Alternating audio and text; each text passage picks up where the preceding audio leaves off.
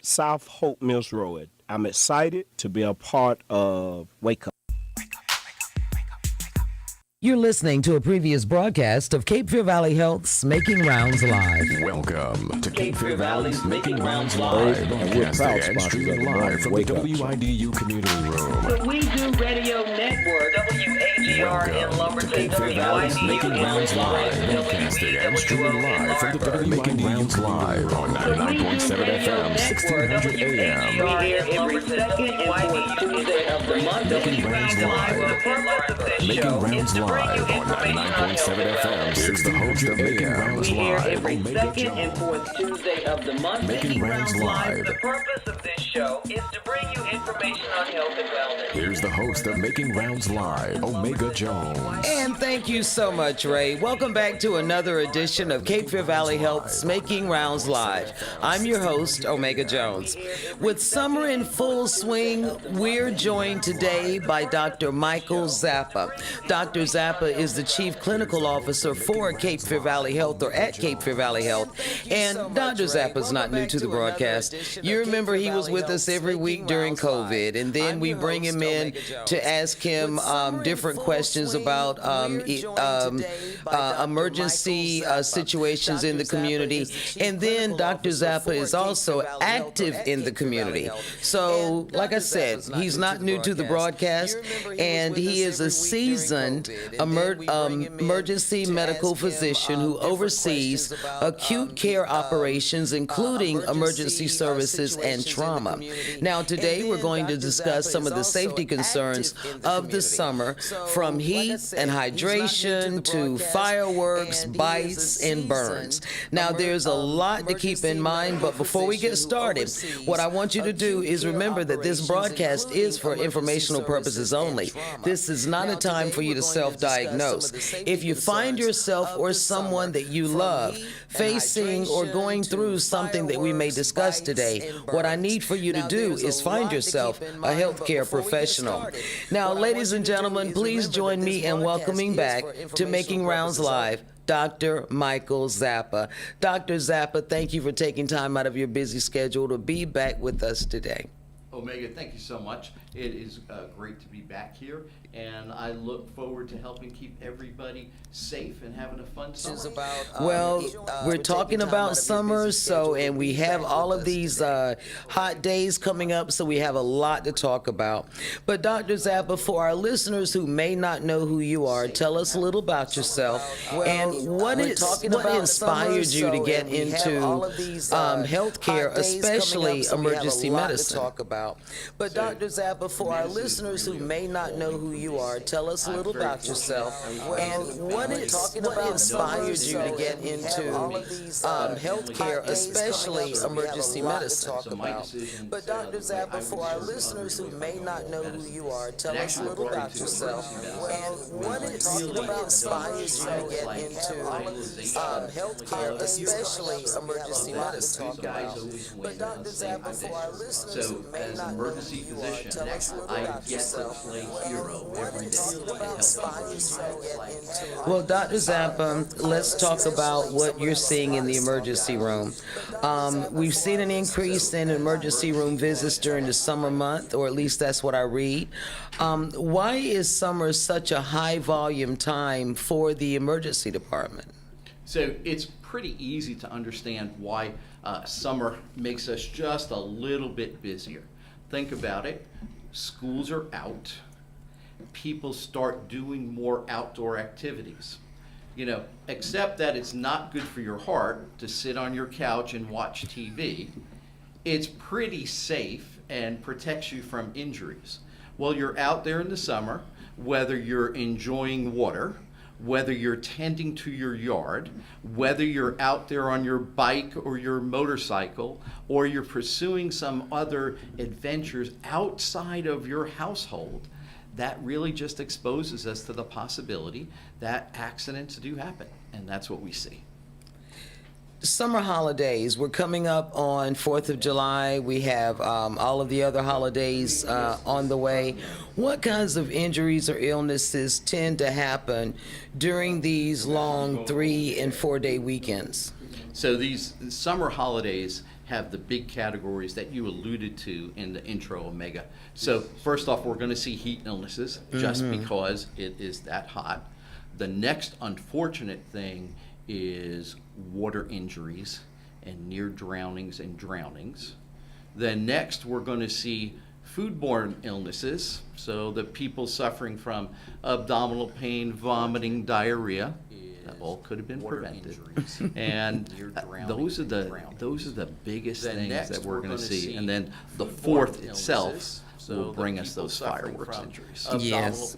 Ladies and gentlemen, Dr. Michael Zappa in the studio today. He is the Chief Clinical Officer for Cape Fear Valley Health, and he's our guest today on Making Rounds Live. Now, if you would like to be part of this conversation, what you can do is give us a call at 910-483-6111. Miss Glenda, she's up at the front, and she will answer the phone and make sure that we get Dr. Zappa the question. Or if you're watching by way of our live feed, by way of Facebook, what you can do is leave the question in the comment section, and Lindsay will make sure that we get that question to Dr. Zappa. Finally, what I want you to do is share the broadcast. The reason why, we're discussing a lot of important information today, and something is going to get lost in the translation when you try to go and repeat it.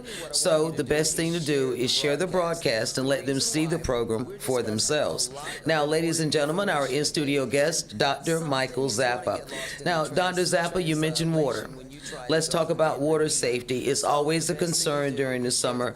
What do you want families to keep in mind about water safety? The number one thing that I want every person who has a family with children is when you're near the pool, when you're at the lake, when you're at the beach, somebody has to be the lifeguard. And I don't mean, hiring a professional person to wear a red bathing suit. What I'm talking about is at every point in time during your family gathering, there has to be one person's responsibility to watch the children. Not watch the children while you're grilling. Not watch the children while you're checking your text messages or checking your Facebook. It is watch the children only. And run a schedule, keep it 30 minutes to an hour, and rotate that person, because most of the horrible, sad situations that we have to deal with in the emergency department are when it was only a couple of minutes, I was only talking to my family and friends, and then suddenly noticed Junior wasn't here. So that is the biggest thing that everybody with children can do, is make sure you take the time, just like we talk about when people go out and socialize, having a designated driver. You need the designated lifeguard at all water events with children. Wow. Never thought about that, Dr. Zappa. Now, what are the causes of some of the water-related injuries that you see in the emergency department? So, aside from near drowning or drowning, which is not just the young children, people think about, a little 2-year-old that may not know how to swim. You'd be surprised when, particularly as we're more in the South, right? Relatives come from other parts of the country, and you would just think that a 6, 7, 8-year-old by that time has figured out how to swim. No, not if you've come from the big city. You probably don't. So do not assume that everybody knows how to swim. There are adults that don't know how to swim. So one of the things for my adults listening is you're out there enjoying the water. Take it easy on the alcohol consumption. Because if you're not a strong swimmer and you've had a little too much to drink, all of a sudden you could get yourself into trouble in the deep end of a pool or a lake where you can't see the bottom and you don't know the depth, and absolutely on the beach, because that undertow, that current pulling you back out, you really don't see. It just grabs you. Ladies and gentlemen, in the studio, Dr. Michael Zappa. He's our guest today on Making Rounds Live. Dr. Zappa, CPR training. How important is it for parents and caregivers to know this around water? So if you have children, you have to know CPR, especially if you're going to be near the water, Because here's the harsh fact, and Omega, you know I don't pull punches when I come on your show. Yeah. The brain has 4 minutes where it can go without oxygen before irreversible brain damage. So think about it. If you're going out to that remote lake, beautiful, peaceful area of the countryside, and you run into a situation where you have a drowning, if you don't know what to do, there is no way 911 is getting to you in 4 minutes out in the middle of the country. So it is up to you to keep your family safe and to be prepared for that emergency. Let's talk about bugs. People were, like you mentioned earlier, people are spending more time outside. When do we need to worry about stings and bites from wasps and hornets and spiders and ticks? Oh my. When do we have to worry about all of that? Sure. So, most bug bites are innocuous. They're not going to cause people anything more than a little annoyance, a little bit of itching, and perhaps a little bit of a rash. However, if you know that you have an allergy to certain ants or to certain wasps or bees, do not travel without your EpiPen. Because again, in that situation, time matters. For most people, if you don't know that you're actually allergic, what you have to watch out for is when that redness, swelling, and itching spreads. So if it spreads more than a few inches from the actual site of the bite, that means you need medical attention. If you wind up getting itching all over, and you get a funny sensation that your throat might be closing or trouble breathing, those are situations where you need to seek medical attention. The handful of bites on your forearm because the mosquitoes got you at sunset, that you can take some Benadryl or Claritin and go to bed and rest for the evening and get yourself out of the harm of the mosquitoes. So most of the time, for most people, it's not a problem, it's just an annoyance. Now, any prevention or treatment tips that we need to be aware of when it... So I think the thing for that is to know where you're going. So if you're going to an area, or even if your backyard tends to have a lot of mosquitoes, particularly after it rains, spray some mosquito repellent. Easier to not have to deal with it. If you're traveling, going for a hike or a bike ride into the woods, you might have a little pack with you of some Benadryl or some Claritin, an antihistamine, to control that itching and control an allergic reaction, even if you're not someone that has had what we call anaphylaxis. That's that severe allergic reaction for which you need to have your EpiPen. Ladies and gentlemen, our in-studio guest, Dr. Michael Zappa. He is the Chief Clinical Officer for Cape Fear Valley Health, and he's our guest today on Cape Fear Valley Health's Making Rounds Live. Dr. Zappa, let's talk about snake bites.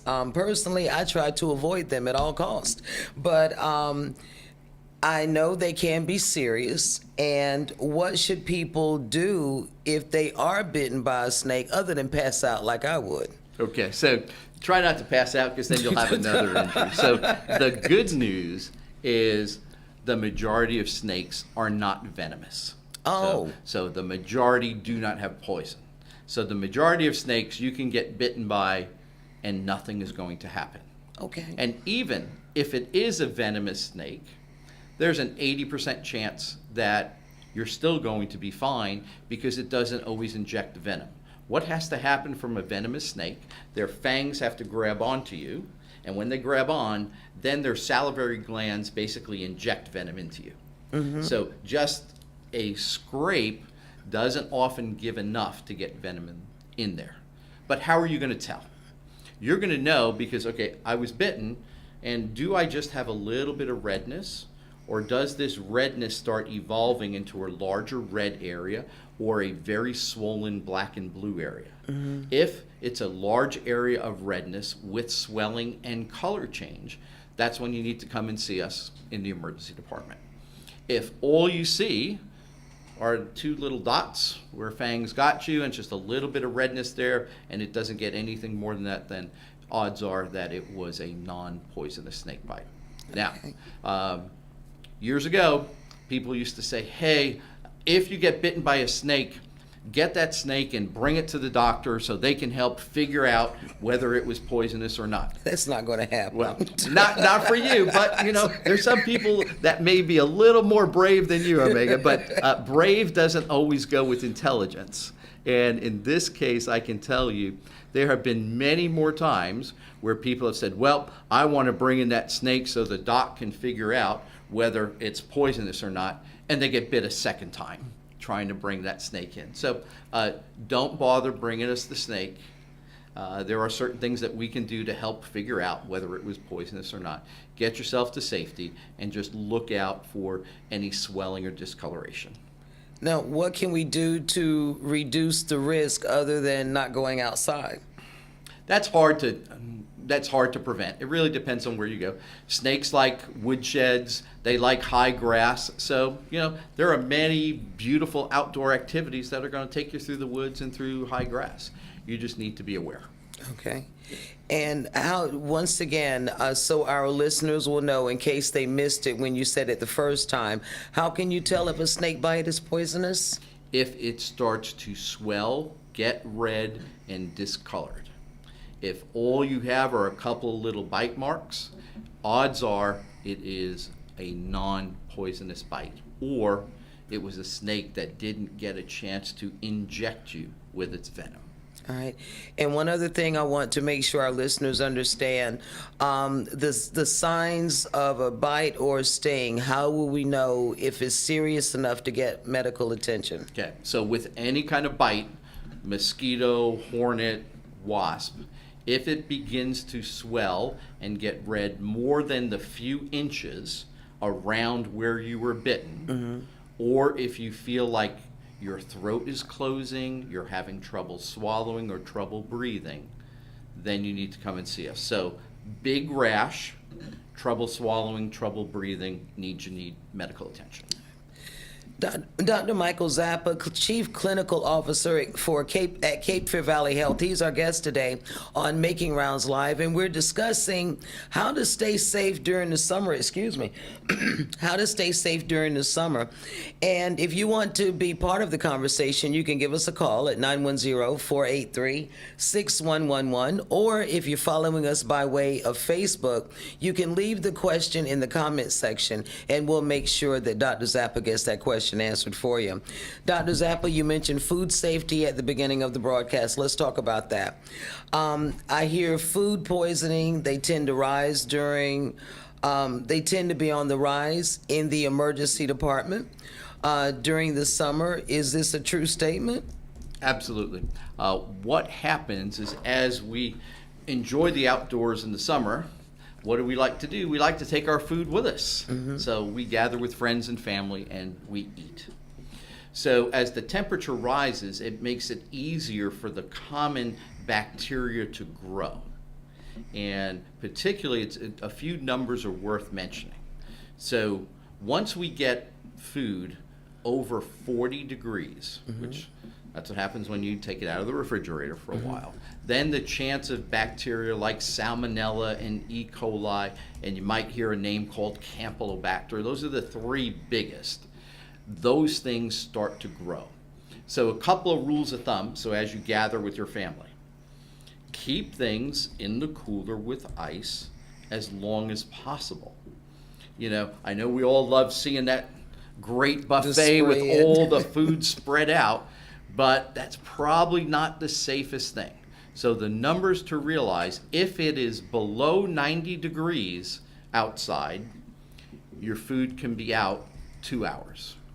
At the 2 hour mark, you got to toss it if nobody ate it. So you can go over 2 hours up to 90. If it is over 90, like we're experiencing lately, now, you've got 1 hour for unrefrigerated food. 1 hour? 1 hour.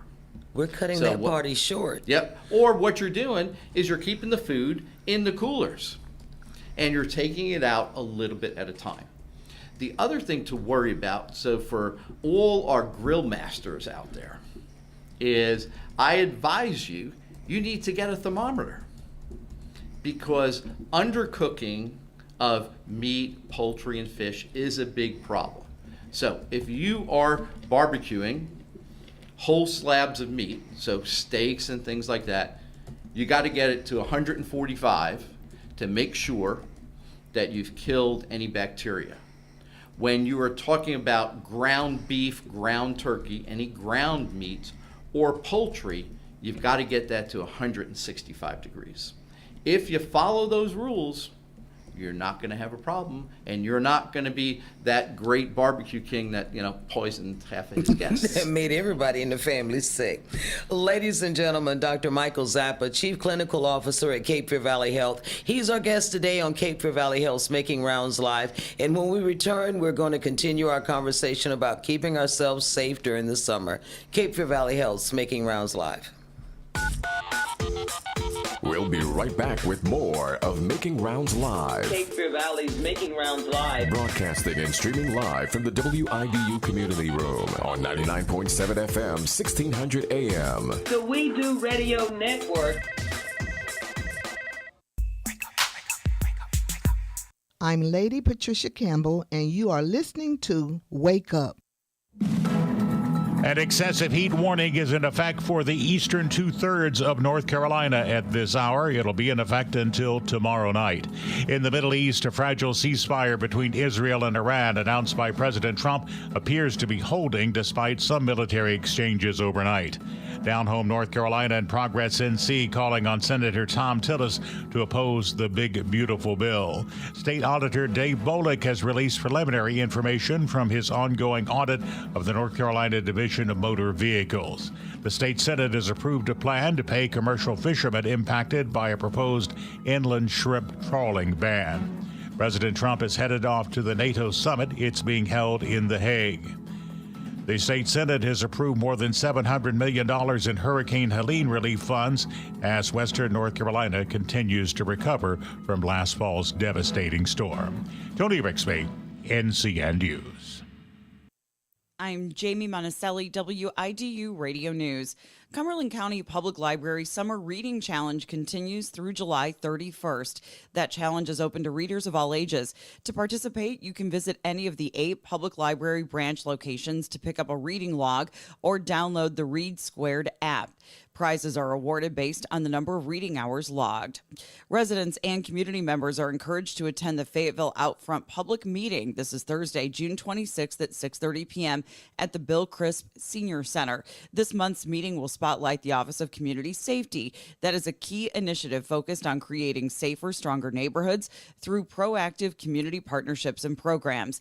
Attendees will have the opportunity to meet the OCS team and learn about the programs and services focused on community-based violence prevention, youth initiatives, mental health response and diversion, homelessness response, and community partnerships. From WIDU Radio, I'm Jamie Monticelli. Tuesday morning starting out, temperatures in the 70s, and the intense heat wave continues through at least the middle of the week. High temperatures this afternoon ranging between 97 and 102. Several heat alerts in effect through at least Wednesday. Heading into the overnight, temperatures mid to upper 70s, a stray storm north of I-40. Better storm chance Wednesday late afternoon. Some of that could be strong to severe. For the North Carolina News Network, I'm meteorologist Chris Michaels in the Weather Center. Hello, this is Pastor William Neal of New Covenant Christian Faith Church Ministry. Faith is believing that the outcome will be what it should be, no matter what it is. Catch the vision and join the team. Need money for college? Well, if you're a North Carolinian from a household making $80,000 or less, then Next NC Scholarship could pay for more than half, if not all of your tuition and fees at any NC community college or public university. And it doesn't have to be repaid. We're talking at least $3,000 for community college or $5,000 for a public university and possibly more. Get all the details about the new Next NC Scholarship and see how simple it is to apply at nextncscholarship.org. Are you hurting from back or neck pains? Struggling with weight issues, especially during the pandemic? Don't feel alone. Many of us experience these same challenges.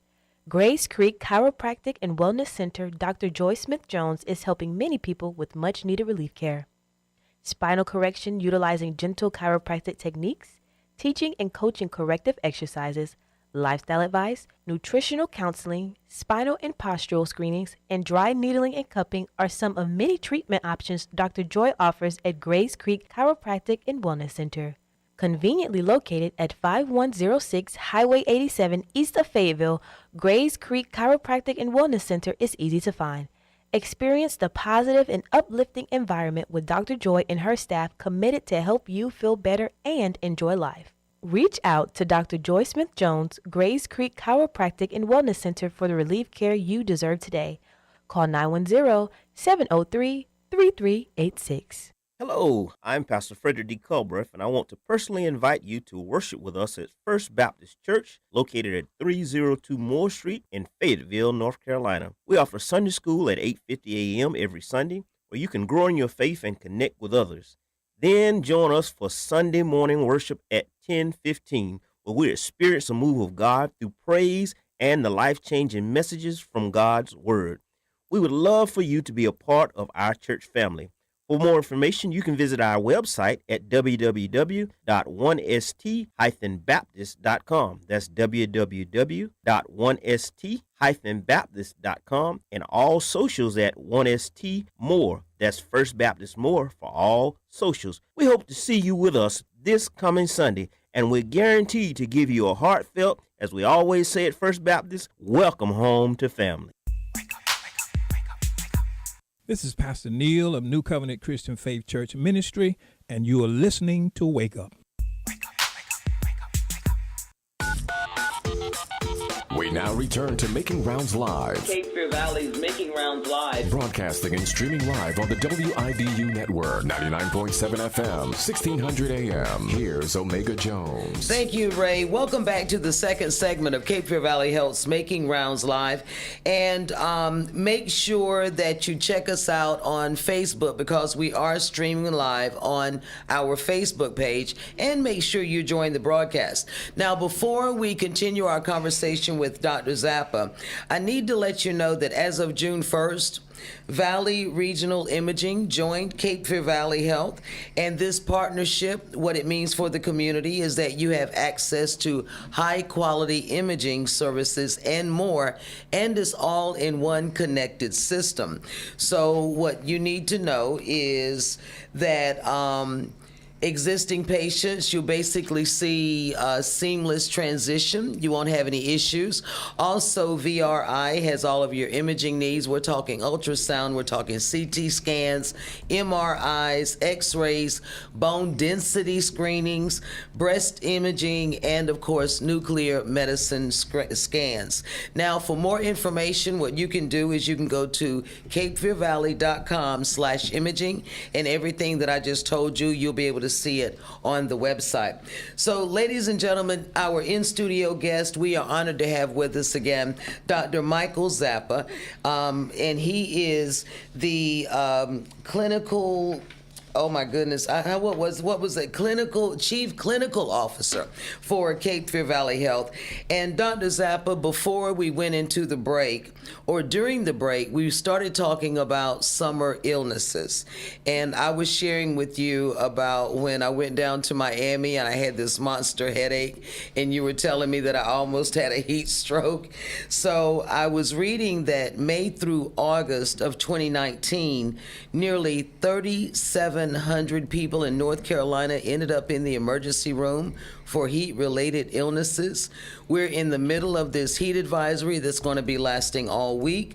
What makes heat such a serious medical threat? So, Omega, dealing with the high temperatures that we have, particularly in North Carolina in the summers and in many parts of the country, even the Northeast is having heat waves at this point in time, really has to do with the ability for your body to stay hydrated and for it to appropriately cool. The body is a phenomenal machine in that it has many mechanisms built into it to keep the temperature where it needs to be, but there are certain external stressors that it cannot correct against. Extreme outside heat is one of them. For example, if you are outside between 10 a.m. and 4 p.m., that is the peak of the heat. So first option is don't be in the direct sun between 10 a.m. and 4 p.m. That is going to help decrease your risk of heat illness. But if you have to, try to be in the shade. There is a huge difference between being in direct sun and being in the shade. If you're someone that has to be out there for work, or you're the weekend warrior that is the only time you can get the work done in your own yard, what you've got to do is you've got to time yourself. So for example, if you're going to be out this weekend doing work in the yard, it is 30 minutes outside and then it's 30 minutes back in the air conditioning and hydrating. Key point there is, what do you watch out for? So one of the first things that we find with heat illness is you start to cramp and feel fatigued. You might first attribute that to going, I'm a little out of shape, I'm not used to doing this yard work. No. It is probably the beginning of heat illness. And when you come in for your AC break and you hydrate, if those symptoms do not completely resolve, do not go back out there and continue, because it's going to progress. So how it progresses from a little bit of fatigue and muscle cramps, as the heat continues to get to you, you're going to get nauseous. You're going to get a headache. You're going to feel lightheaded. You're going to start sweating profusely. To the point when you then come inside, because your body is forcing you to get out of the sun, that may not be enough for you just to sit in the air conditioning. You may be in the air conditioning, you may be hydrating and go, I still feel like I'm burning up. I still feel like I might pass out. That then what you have is what we call heat exhaustion, which does need treatment by a medical professional. That normally means a visit to the emergency department, a couple of liters of IV hydration, and making sure that your electrolytes are fine. Now, if you are somebody at risk, and people at risk include the very young, so our children, and the very old, our geriatric population, plus people on certain medications. Medications, very common ones like antidepressants and antipsychotic medications, they decrease the body's ability to control its temperature. So even if you're 40 years old and in great shape, but if you're on an antidepressant, that is going to lower the threshold for you to sustain a heat illness. So heat illness, to recap: cramps, headache, nausea, lightheadedness. Then unresolved, continued heat exposure, and you feel hot, and you're sweating like crazy. When you get to heat stroke, you're either confused, unconscious, and this is the part that surprises most people, is they go, oh, well, I found so-and-so passed out in the yard, but I don't think it could be a heat stroke because he's not sweaty. Well, your body has run out of sweat. So somebody with heat stroke, they're either confused or unconscious, and now they've stopped sweating, and their heart rate is probably very fast, and their blood pressure is low. Again, absolutely requires treatment in the emergency department. There is really almost no reason for us to have to treat patients with heat stroke. You know, if you catch at the point of heat illness, if you're not that stubborn, or if you didn't wait too long to come into the air conditioning and hydrate, it should never get to the point of heat serious. You mentioned antidepressant. Now, I do know that there are some, like hot flashes. Some doctors use Paxil to offset those hot flashes. So what happens when, I apologize about that. I should have turned my phone off. I apologize, ladies and gentlemen. But what happens when, like I said, the doctor prescribes something like Paxil for hot flashes, but you don't realize, but you're not taking it for the antidepressant reasons.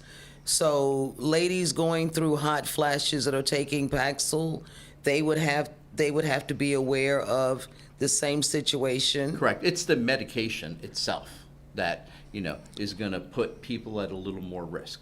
It doesn't mean just because you're on a medication like that, doesn't mean you can't enjoy a day at the beach. Okay. It just says, okay, I need to be a little more cautious. Just like you'd be a little more cautious with an infant out in the sun and in the heat. So if you are on a medication that predisposes you to heat illness, you just need to be a little more cautious. So let's talk about some of the caution points. Yeah. Right? Light clothing, long sleeve clothing when you're going to be sitting in that sun for a bit to help so that you don't get the sunburn. The hats, the shading from a hat or the shading from an umbrella, that makes a dramatic difference for how long you can spend outside in this heat. So those little things, planning, setting your expectations, can help a whole lot and keep you safe this summer. Ladies and gentlemen, Dr. Michael Zappa in the studio with us today. He is the Chief Clinical Officer for Cape Fear Valley Health. Dr. Zappa, let's talk about kids that play sports. I read it all the time, especially during football season. You have a young man out there, he's out there playing, he passes out during practice.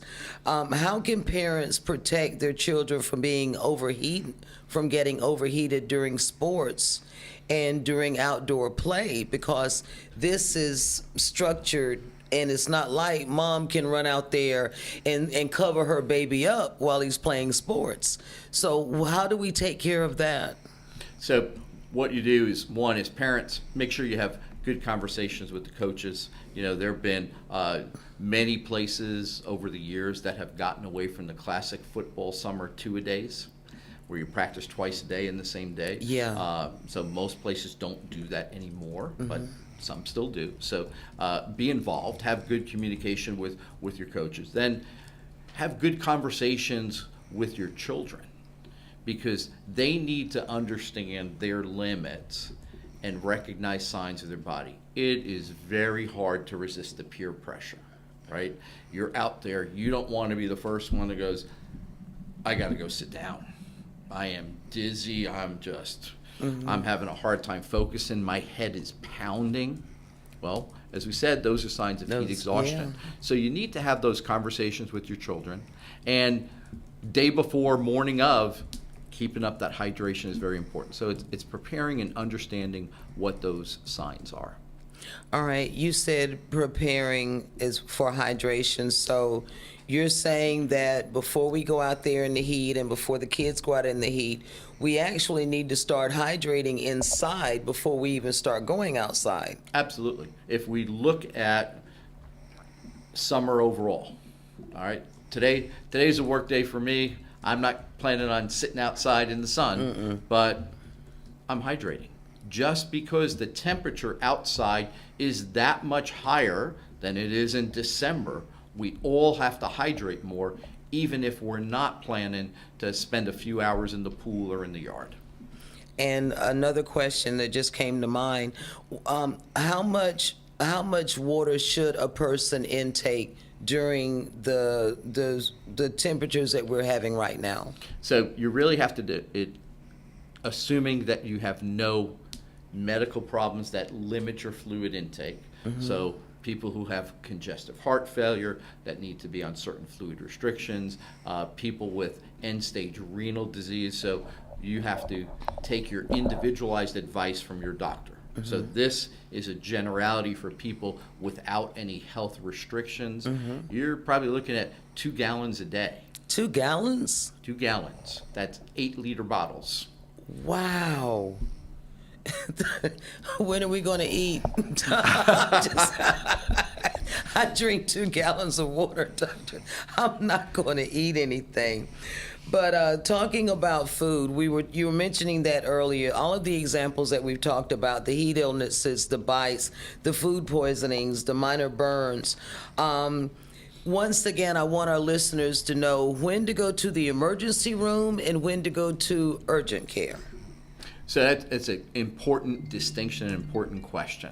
So simply put, if you're at the point where you're having severe heat exhaustion or potentially heat stroke, those are going to need to be treated with intravenous fluids.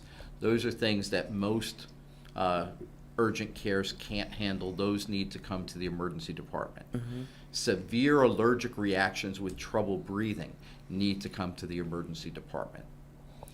Bites with moderate swelling that you're looking at and go, well, I'm not sure how bad this is, but it's really itchy and really annoying. I need a medical opinion.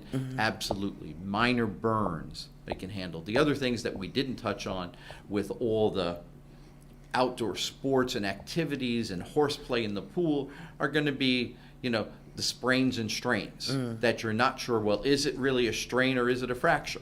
So those are things that can be handled at an urgent care with an x-ray and determine what needs to be done from there. Now, if someone is not sure about whether or not they go to the emergency room or the urgent care, what is the best course of action for them to take? So if you're really not sure, I would go to whichever place is closest.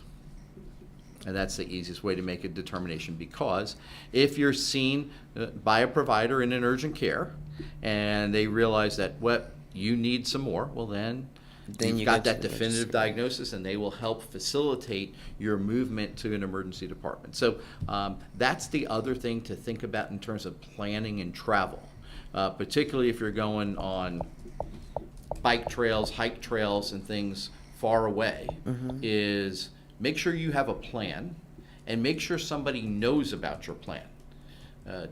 Cell phone service, as most of you know, is only good 20 miles from the last tower. So if you're going hiking in the mountains, chances are you're more than 20 miles away. So your cell phone may not work. What happens when you roll your ankle? What happens when somebody with you falls off their bike and breaks their leg? How do you get help?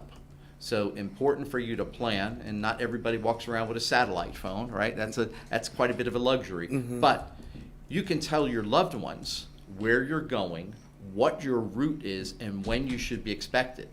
So if you are 30 minutes or an hour late, then they can send somebody can come and check on you. All right. Let's talk about summer first aid kits. What needs to be included in a summer first aid kit? So that was a great lead in. The first part is what I already talked about, is plot a plan and make sure that a friend or a loved one knows where you are and where you're going. That is the most important thing. The other basic things, bandages, gauze, Band-Aids, some antiseptic spray to take care of and clean out a wound so it doesn't get infected, and some anti-allergic medicine, Benadryl, Claritin, the EpiPen if you have severe allergic reactions. Those are really the key things. And like I said, is knowing if the unexpected happens, what is your plan for getting to definitive medical care? Because there's no way we can have an entire kit that would keep someone prepared for everything that can happen. But you need to have a plan for how will you get to that urgent care or that emergency department if the unexpected does happen. So it sounds like the plan is the most important. It is. Okay. Ladies and gentlemen, our in-studio guest today, Dr. Michael Zappa. Dr. Zappa is the Chief Clinical Officer at Cape Fear Valley Health, and like I said, he's been with us several times on the broadcast. Now, Dr. Zappa, let's talk about the over-the-counter medications and creams. Is there anything that we should always keep with us at all times? So I think some Benadryl, which is the antihistamine for the allergic reactions, that comes in handy. And some hydrocortisone cream, which can help for the local itch when you've got those handful of mosquitoes like Lindsay that just, they love her and they get her on the way out. So, till she can get home, those are great to have on hand. Now, let's talk about bikes and scooters. We hit on that earlier. Do you see a rise in those types of injuries during the summer? Absolutely. Because as children have time off and as all of us spend more time outside, we're going to get out of our cars and we're going to be on these vehicles, whether low speed or high speed, that expose more of our body to trauma if there's an accident. So emphasis there, helmets. Okay, that is essential. Your brain doesn't do well on the sidewalk. So just picture a cantaloupe if I were to throw it onto the hot sidewalk. That's kind of what your skull will look like if you're on a high-speed vehicle. Thank you for the visual. Thank you for the visual, Sorry. Dr. Zappa. Ladies and gentlemen, in the studio, Dr. Michael Zappa. Dr. Zappa, let's talk about burns. If someone suffers from a minor burn, what should they do right away? Okay. So, number one is you want to get yourself away from that burn source. Mm-hmm. So you want to make sure if it came from a flame, if you put gasoline on your barbecue and it blew back up at you.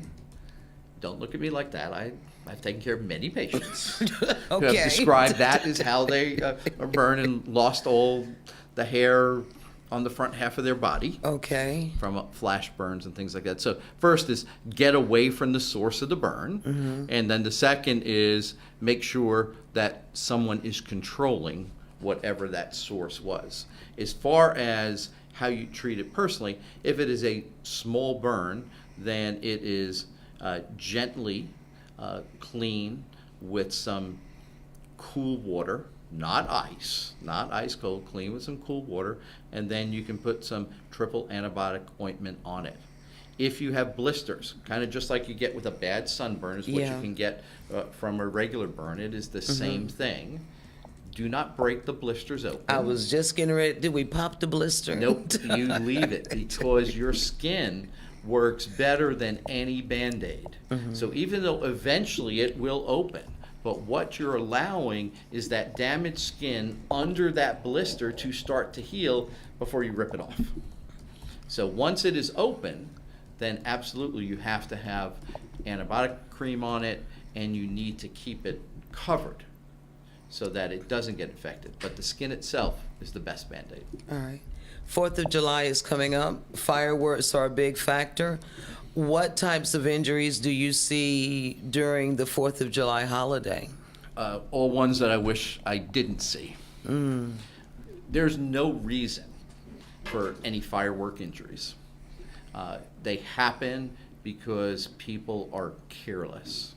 So carelessness meaning they light a firework and they wait and they say, I'm gonna throw it. Well, it doesn't go out of their hand, or the fuse burns quicker than they thought. So don't light things in your hand. There are people every year, and I've been doing this for a long time, that will lose their fingers this 4th of July. Wow. The next big grouping is the throwing, and you don't know where it's going. People wind up with severe burns to their scalp and hair, or lose eyes because somebody flicked a firework and didn't know that here was this person coming around the corner. Those are the biggest injuries, other than burns in and of themselves. When people put too many things into a trash barrel because they want to make the big boom, and then it goes way big, and the blow from the flame actually catches them. So again, I would hope and pray that we don't have any of those this year. So everybody listening, please take heed. Exactly. All right. Well, Dr. Zappa, they tell me I have about 2 minutes left in the broadcast. So before we let you go, is there anything else that you see in the emergency department that people should be aware of, or is there anything that you want folks to take with them into the summer? I think we've hit on all the big pieces. I would say as a takeaway message, remember to hydrate, remember to take breaks, remember to have a plan. So when you're traveling somewhere, have a plan, and have a plan for who's the lifeguard for your children. Stress that last one again, Dr. Zappa. So when the family is together, it is somebody's job to watch the children while they play in the pool, the ocean, or the lake. And it cannot be the same person who's grilling, and it cannot be someone who's checking on their Facebook.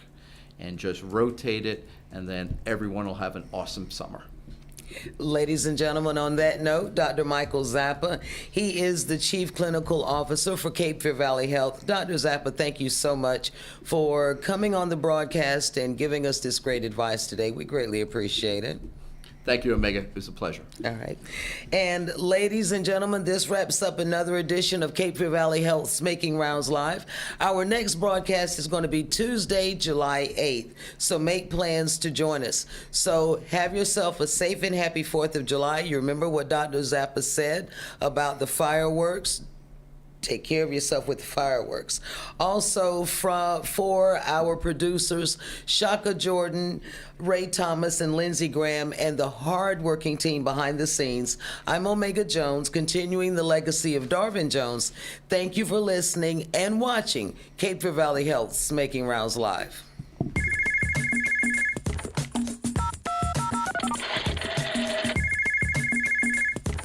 Your station for inspiration and information. 1600 AM, 99.7 FM, WIDU1600.com. We are WIDU Fayetteville. We do radio. Follow us on Facebook at WIDU1600 AM.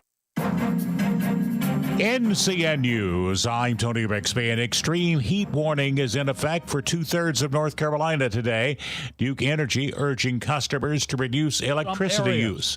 More on that from Marianne Measure. The utility company is asking residents to take simple steps to conserve energy, especially during the afternoon hours, to help ease the strain. Monday, rising water swamping cars and reaching the doorstep of several homes. We looked out the window and said, oh, my God. John Lamontanero was awakened by his son-in-law when their house began to flood. They said, we're flooded, and pack a bag just in case we can get rescued. They were among 80 people rescued by the Durham Fire Department. Governor Josh Stein today told the Council of State the state is working to help those impacted by Chantal. The sheriff's folks working through the night to try to keep people safe and alive. Just really hard. While the Texas flash flooding cannot be definitively linked to climate change, CBS News national environmental correspondent David Schechter says, we don't know yet today what the direct connection is between climate change and what's happened in Kerrville, and there will be some studies that look at that. But scientists say this is precisely the kind of impact we should expect in a warming world. With a message of food security as vital to national security, members of the Trump administration and Congress held a news conference today about new attempts to cut down on foreign ownership of ag businesses and land, particularly targeting China.